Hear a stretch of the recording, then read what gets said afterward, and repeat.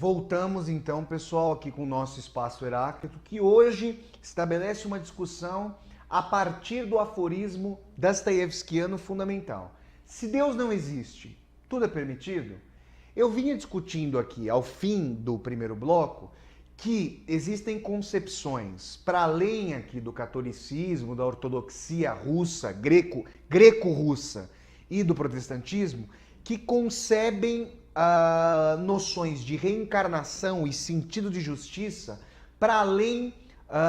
dessa vida e tentando explicar o ciclo da vida. É interessante que, num sentido mais estrito, aquilo que o budismo conceberia como karma teria uma proximidade muito grande com concepções gregas de destino, daquilo que a gente tem como tragédia, o destino daquilo que está marcado. Mas é muito interessante perceber que existe uma correlação muito forte entre a noção ocidental de destino e a noção oriental de karma, e nós concebemos, isso já virou até banalizado, esse é o seu karma, e a noção de livre-arbítrio, que foi extremamente veiculada justamente pelo primeiro livro da Bíblia ocidental, que é o Gênesis, a noção de livre-arbítrio, com a noção de Dharma, a noção de que esse karma pode ir sendo transfigurado a partir da depuração do espírito, a partir da sua purificação. E haveria um retorno desse espírito para a vida, nos seus mais diversos sentidos, para que essa depuração fosse sendo operada. Isso é muito interessante, por quê? Porque diferentemente de uma concepção que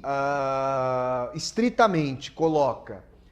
uma única vida com a possibilidade de depuração do espírito, e aí nós temos um período extremamente curto, extremamente contraditório e complicado para a série de conflitos e não perdões com os quais nós temos que lidar, para que eles possam ser depurados. Essa outra noção reencarnacionista traz uma noção de que o filho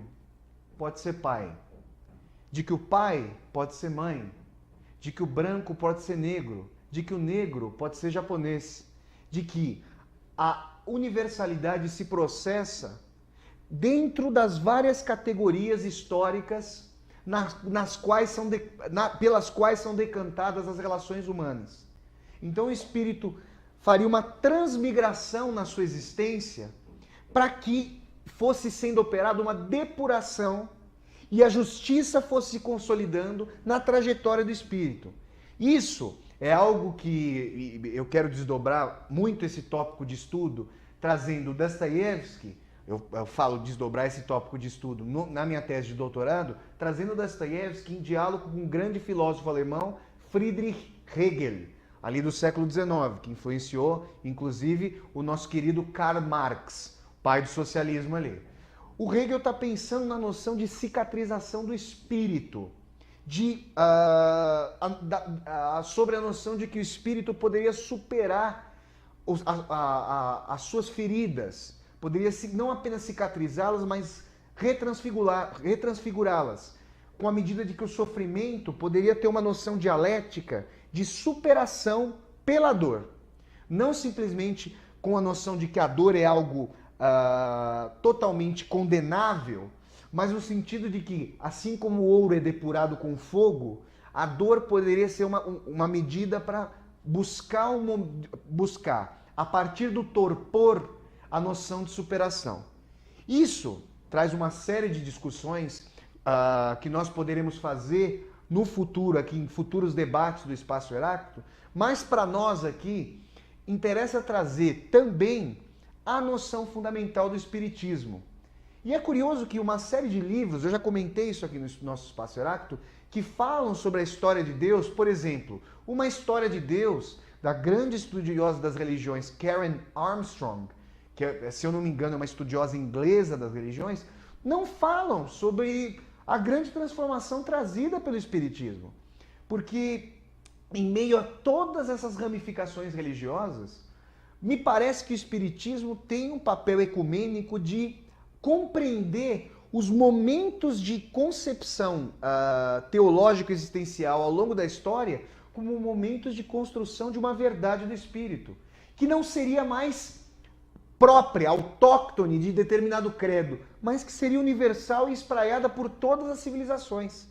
E, na verdade, a revelação, o apocalipse, nesse caso espírita, seria apenas a cristalização e a liberação de uma mensagem e de uma descoberta da lógica do além-mundo, para além de qualquer verdade particularizada, que na verdade totalizaria de maneira holística, ou seja, de maneira a completar as diferentes construções teológicas num todo de compreensão espiritual.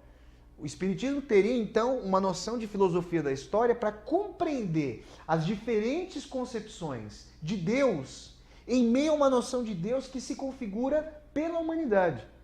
Isso é muito interessante porque a noção dostoiévskiana do niilismo, da morte histórica de Deus, nesse sentido, se contrapõe, pode ser contraposta, pode sofrer uma antítese em relação a uma nova noção de Deus que, diferentemente de noções católicas, protestantes ou ortodoxas, para nós falarmos dessas três vertentes sobre as quais eu vinha discorrendo no começo do programa, diferentemente dessas noções que, em grande medida, obliteram a razão, a investigação racional em relação ao que seria Deus,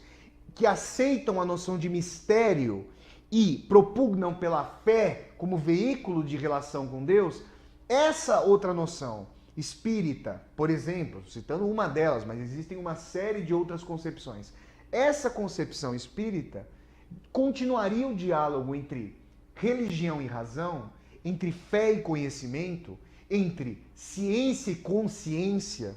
ou seja, ciência e moralidade, para tentar compreender como é que as mazelas desse mundo teriam um sentido não para referendar a realidade tal como ela aparece. Aliás, esse é um tipo de interpretação que me parece extremamente temerário e que instituições espíritas, em grande medida, utilizam para referendar a pobreza, as enfermidades, ou seja, qualquer malefício do mundo, como noção de aceitação irrestrita, porque teria sido uma escolha do espírito em relação ao seu karma, em relação àquilo que ele tem que cumprir como sentido da depuração de sua justiça, para se depurar. Isso me parece questionável, me parece necessário fazer um questionamento radical desse aspecto para nós entendermos que a depuração do espírito teria que passar justamente pela transformação desse mundo. Transformação desse mundo que não está só inscrita nas relações materiais, mas nas transformações do próprio coração humano. E nesse sentido, essa religiosidade que traz aspectos científico-racionais para a investigação do que ocorreria no além-mundo, insinuam na máxima dostoiévskiana que o tudo é permitido com a inexistência de Deus, traz à tona o nascimento de um novo Deus. Ou seja, se nós pegarmos a máxima do crepúsculo dos ídolos de Nietzsche e jogarmos essa máxima contra si mesma numa noção de Deus que viria historicamente para repensar a modernidade racional, a modernidade calcada na investigação racional do mundo, com uma aurora de um novo Deus que investigaria justamente o que é esse além-mundo, qual o sentido das relações, por que, para tentar responder efetivamente às questões fundamentais que sempre nortearam a filosofia no seu diálogo muito próximo à teologia. Por que estamos aqui? Qual o sentido da minha vida? Qual o sentido das nossas vidas? Qual o sentido da vivência social? Por que determinada situação me parece reiterada? Por que parece que a temporalidade na vivência com determinada pessoa é uma e na vivência com outra pessoa é completamente distinta? Nós já sentimos isso no trato com as pessoas, de modo que com uma pessoa o tempo parece ser paulatino, distante, corriqueiro, banal, mas com pessoas com as quais nós lidamos, muitas vezes de maneira inusitada e rápida, o tempo parece passar com uma cristalização de vivências praticamente inconcebível. Aí vem aquela velha noção, meu Deus, mas parece que nós nos conhecemos há séculos. e talvez esses séculos, nesse sentido da espiritualidade sobre a qual a gente está falando, talvez esses séculos sejam efetivamente séculos numa noção de trânsito da reencarnação. Toda essa discussão que eu venho aqui fazendo com vocês diz respeito a uma tentativa de continuar a pensar essa máxima dostoiévskiana para além da noção do niilismo, para além da noção da condição humana, para além da noção de que a morte de Deus é um fato totalmente consumado, sem que seja possível pensar Deus dialeticamente, ou seja, sem que seja possível dar continuidade às discussões espirituais. E vejam, vocês poderiam me dizer, mas Flávio, existe uma revivescência justamente, e aqui no Brasil, de uma série de igrejas protestantes. A Igreja Católica, é verdade, vem sendo em grande medida esvaziada, as missas já não têm há muitas décadas a frequência que possuíam antes, mas os cultos evangélicos, os cultos protestantes, vêm tendo afluxo muito grande. Olha, pessoal, sem nenhum tipo de proselitismo religioso, de maneira nenhuma, ou seja, sem nenhum tipo de dogmatismo, como em termos de censura a essa prática, me parece que, no caso peculiar do Brasil e de outros países, a completa ausência, em grande medida, de parâmetros de civilidade, de civilização, em grandes partes, em grandes contingentes da nossa população, esse fator faz com que essas igrejas tenham um papel fundamental para a socialização dessas pessoas que vivem à franja dos direitos que deveriam ser universais na nossa sociedade. Nesse sentido, o papel falido e o papel de reprodução da falência da instituição escolar, ao invés de trazer a discussão mais aprofundada do que seria o laicismo, dos valores de socialização e racionalização dos cidadãos, traz à tona um papel da igreja como instância alfabetizadora, instância inculcadora de valores, valores que muitas vezes têm um grande descompasso em relação ao tipo de discussão de direitos humanos que a nossa sociedade traz à tona. Então, essa ascensão eu diria, essa proliferação, não no sentido negativo, mas essa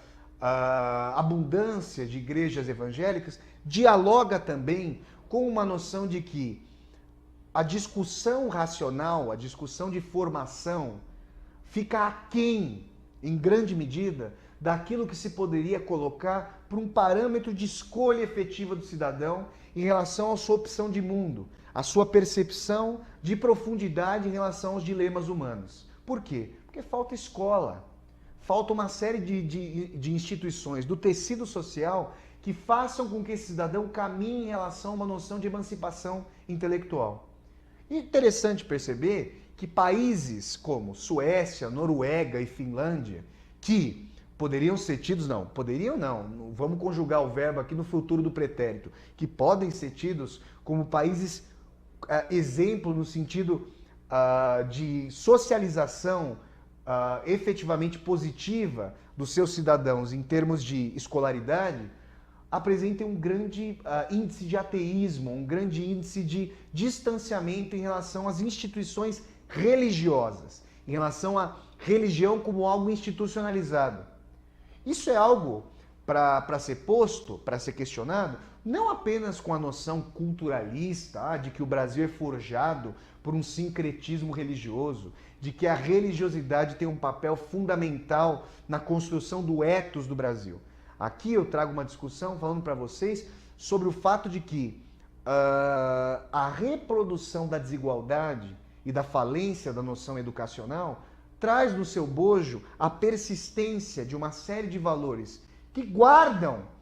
em grande medida, anacronismo, como eu vim discutindo aqui para vocês, e que não permitem que essas pessoas possam ter instrumentos e elementos efetivos para o questionamento desses valores. Se a pessoa tivesse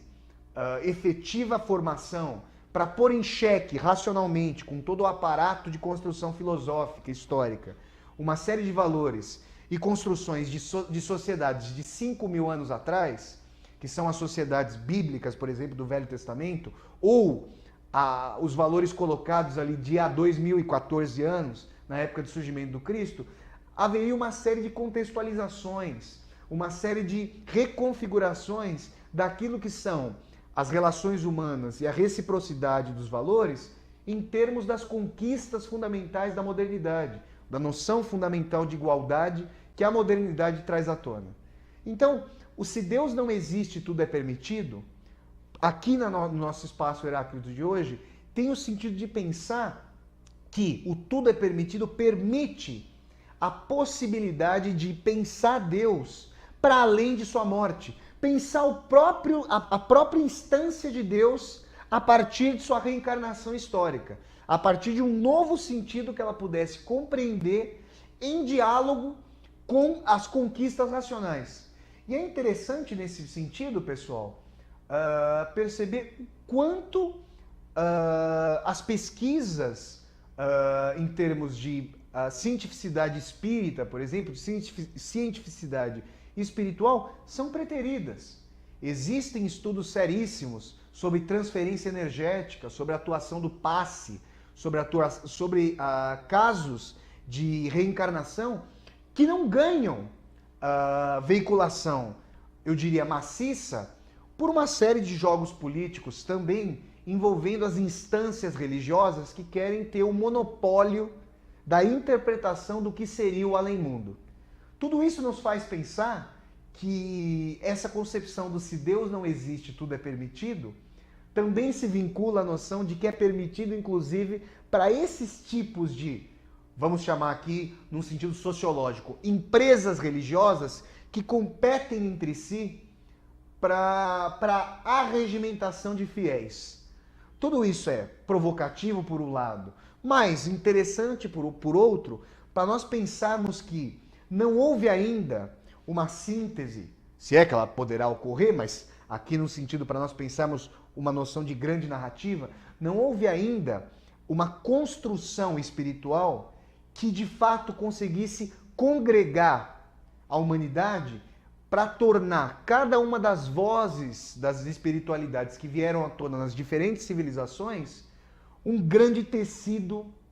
que buscasse Deus na confluência dessa humanidade. O Espiritismo se coloca isso. Aqui no Brasil ele tem muita vinculação. Mas seria interessante pensar se essa veiculação,